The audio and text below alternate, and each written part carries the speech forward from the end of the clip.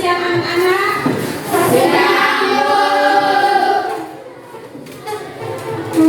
Oke, sebelum mulai pembelajaran kita, Cerin pimpin kita dalam doa.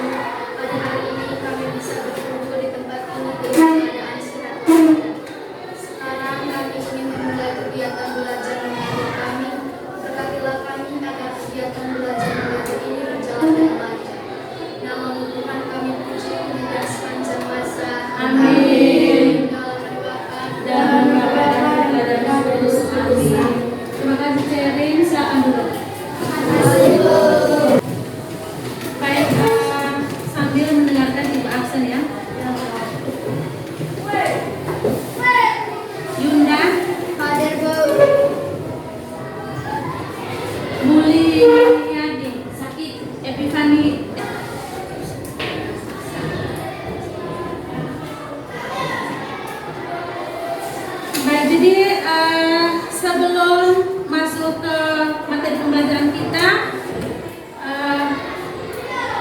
anak-anak nanti perhatikan di layar. Ada pertanyaan, pernahkah kalian mencatat hasil pengamatan atau data? Misalnya tinggi badan teman kelas, nilai ulangan, atau jumlah pemain dalam sebuah tim. Nanti anak-anak nanti tolong ambil kertas dan catatnya atau kerjakan di dalam kertas. Yang di belakang tolong perhatikan ya. Tujuan pembelajaran kita hari ini melalui diskusi kelompok, murid mampu menerapkan pengelolaan data. Senang tidak kalian melaksanakan video studi tour? Senang. Oke, baik. Jadi kelihatan kalian ini sudah letih, lesu, lemah. Jadi mari kita berdiri untuk melakukan icebreaking. Semangat tidak? Oke. Tepuk semangat.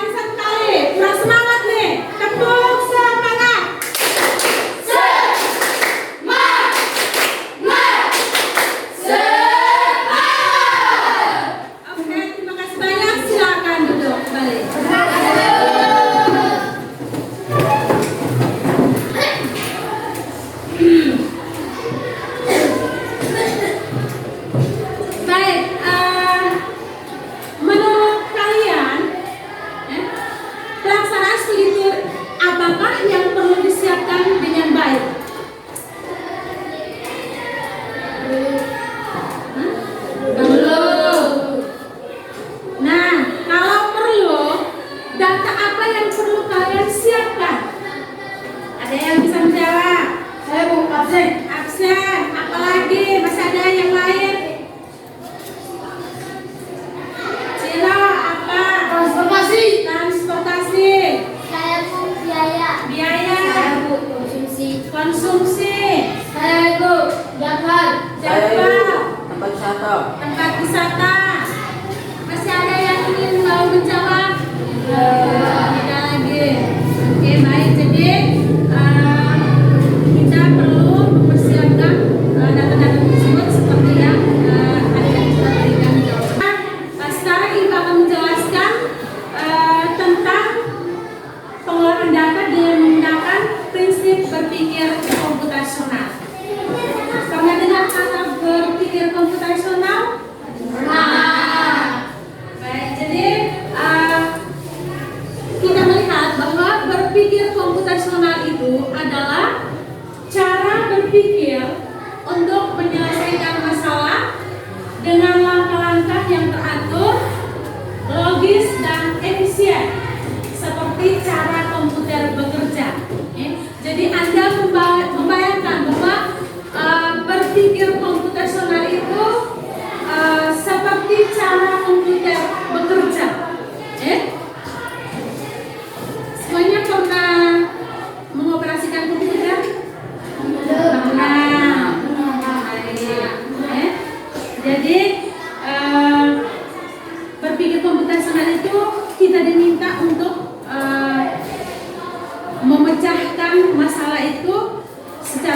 waktu, logis, dan efisien. Baik, di dalam berpikir komputasional itu kita akan mempelajari ada 4 pilar utama yang harus kita pelajari itu. Yang pertama adalah dekomposisi. Yang pertama adalah dekomposisi. Yang kedua pengenalan pola. Yang ketiga abstrak. Yang keempat adalah algoritma. Baik, jadi dekomposisi itu artinya kita memecahkan masalah. Kita memecahkan masalah. Lalu pengenalan pola, berarti dari masalah-masalah itu kita mengenali polanya seperti apa.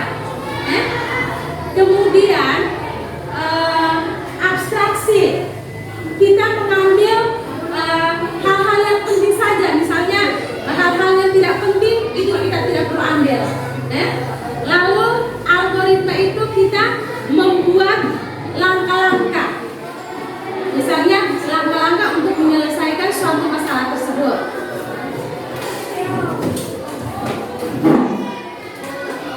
Baik, di situ juga ada data, ada data yang mana kita lihat bahwa data itu adalah fakta, angka atau informasi yang diperoleh dari hasil pengamatan atau pencatatan. Baik, kalian mengerti tidak sampai sini? Jadi data itu adalah fakta. Fakta bisa berupa angka atau informasi. Itu bisa diperoleh melalui hasil pengamatan, penelitian, atau juga bisa dengan melalui pencatatan. Jenis-jenis pengelolaan data. Jenis-jenis pengelolaan data, yang pertama itu adalah pengumpulan data. Yang kedua apa? Pencatatan data. Yang ketiga Penyusunan data. yang keempat Pengelolaan data. yang kelima. Penyajian data. Oke, baik. Jadi kita perlu memilih jenis-jenis pengolahan data. Dari data yang ada itu kita perlu memilih dulu. Misalnya pengumpulan datanya seperti apa, pencatatan data, penyusunan data, pengolahan data, dan penyajiannya. Baik, sampai sini kalian bisa menanggapi? Bisa. Oke. Selanjutnya fungsi pengelolaan data. Bisa lihat di slide fungsi pengelolaan data yang pertama apa? Menggunakan data. Yang kedua, Menggunakan analisis. yang ketiga, Membantu pengambilan keputusan. yang keempat. Mengurangi kesalahan.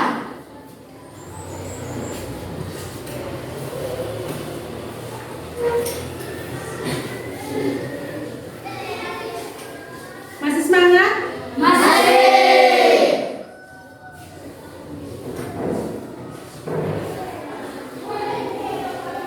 Oke, sekarang kita akan mengerjakan LKPD kita dalam bentuk diskusi kelompok, ya. Jadi ibu akan membagikan LKPD-nya ke setiap kelompok.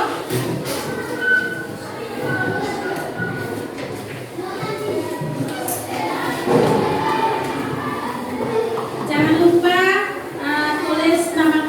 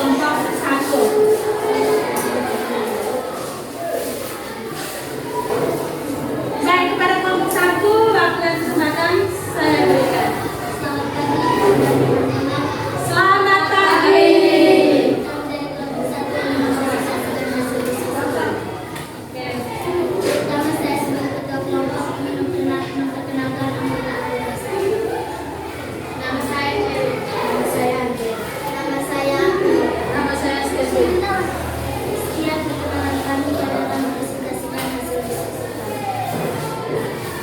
Menurut saya, apakah pelaksanaan studi tour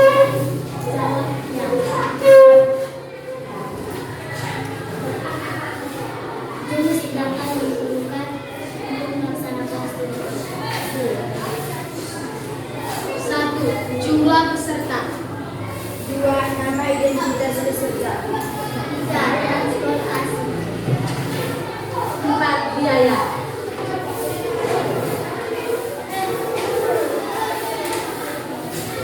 5. Tempat wisata.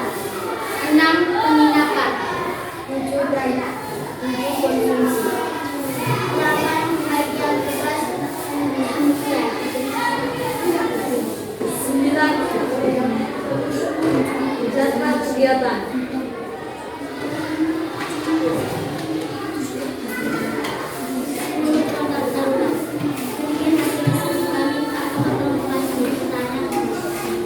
Baik, kita berikan aplaus untuk kelompok 1 dulu.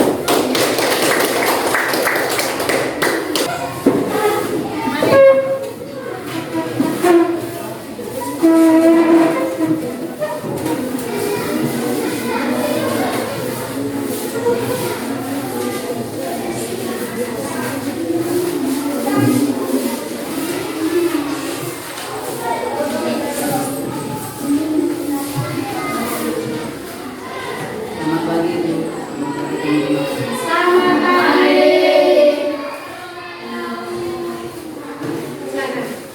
Kami dari kelompok 3, saya sebagai ketua kelompok, jadi ibu saya. Nama saya Dodi. Nama saya Ore. Nama saya Patri. Nama saya Luki. Kami ini mempresentasikan hasil tes diskusi kami.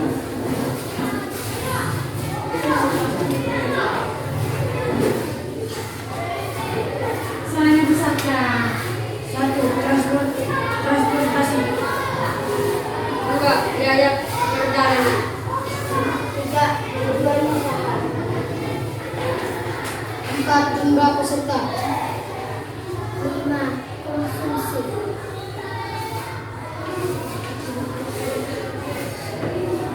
6. Jadwal kegiatan.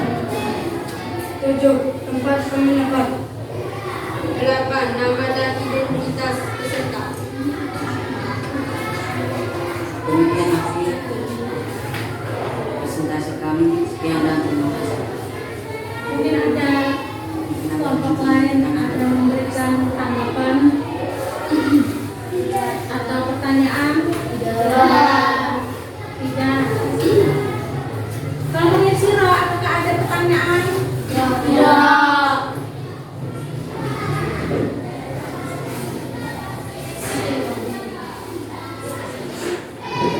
Demikian hasil presentasi kami. Sekian dan terima kasih. Baik, mari kita berikan aplaus untuk kelompok 3.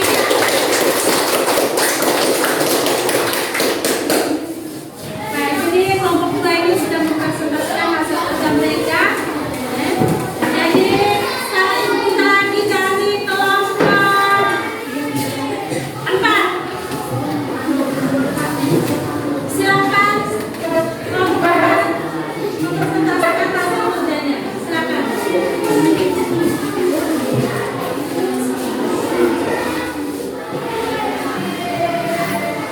Selamat pagi Bu, selamat pagi teman-teman. Selamat Kami dari kelompok 4 dan ini anggota saya. Nama saya Alfat. Nama saya Palu. Nama saya Yoel. Nama saya Jones. Kami akan mempresentasikan hasil diskusi kelompok kami. Menurut kalian, apakah pelaksanaan studi tour perlu disiapkan dengan baik? Ya, supaya semua berjalan dengan baik.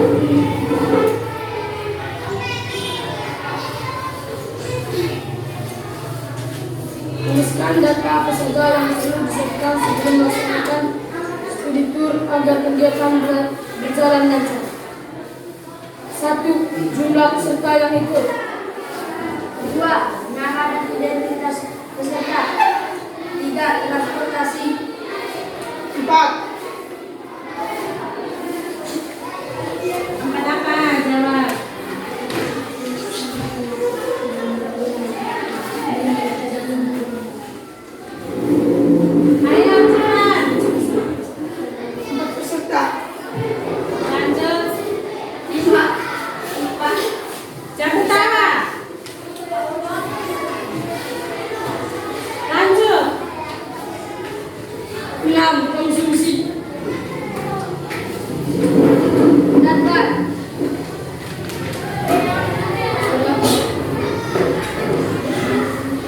Sudah? Coba berikan pertanyaan atau kepada teman-teman yang mungkin mau bertanya atau mau menambahkan. Tidak. Tidak. Tidak ada. Baik, kalau tidak ada, mari kita berikan apresiasi untuk kelompok 4. Silakan beliau ke silakan. Sekarang Ibu persilakan untuk kelompok 2.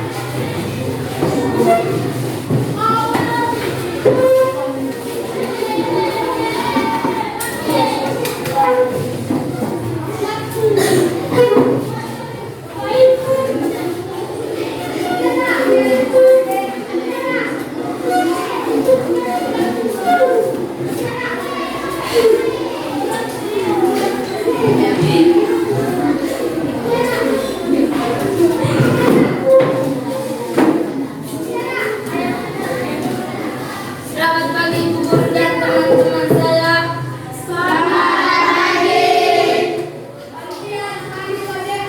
Kami dari kelompok 2, saya akan memperkenalkan anggota-anggota saya. Nama saya Yunda. Nama saya Yohan. Menurut kalian apakah pelaksanaan studi tahun perlu disiapkan dengan baik? Ya, perlu disiapkan dengan baik supaya semua berjalan tertib dan aman.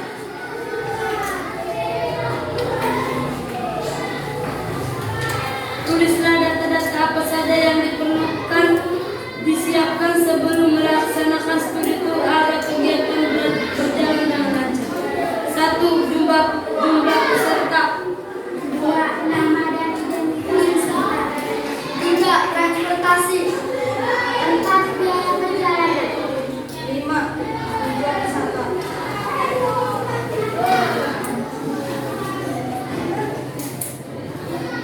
6. Tempat penginapan. 7. Jadwal kegiatan.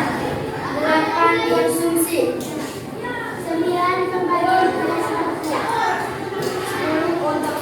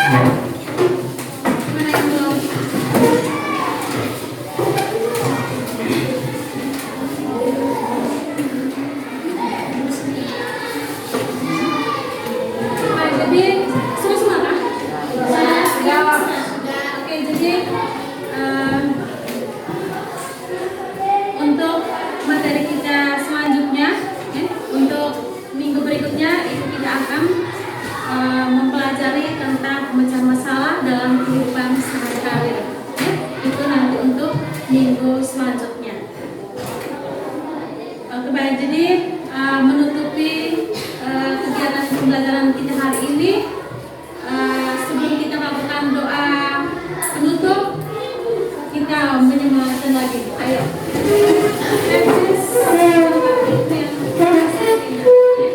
Teguh fokus, melihat, mendengar, melihat, fokus. Kita dalam doa. Siap. Dalam Bapa dan Putra dan Roh Kudus. Amin.